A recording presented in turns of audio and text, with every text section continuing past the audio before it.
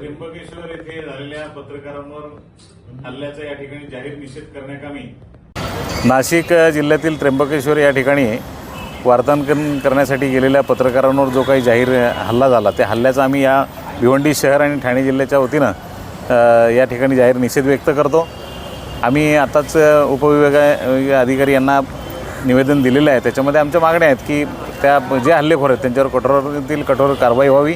पत्रकार संरक्षण कायदा जो आहे त्यामधील तरतुदीनुसार पत्रकारांना संरक्षण मिळावं अशी आमची मागणी आहे। नाशिक येथील त्र्यंबकेश्वर येथे वार्तांकन करण्यासाठी गेलेल्या पत्रकारांवर काही समाजकंटकांनी हल्ला केला आहे। त्याचा आम्ही भिवंडीतील सर्व पत्रकारांच्या वतीने निषेध व्यक्त करतो। राज्य शासनाने पत्रकार संरक्षण कायदा केला आहे, मात्र त्याची कठोरपणे अंमलबजावणी होत नसल्यामुळे आम्ही इथं तीव्र नाराजी करतो।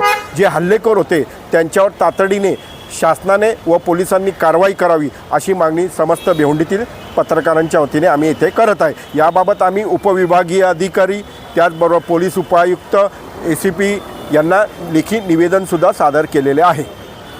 ओके।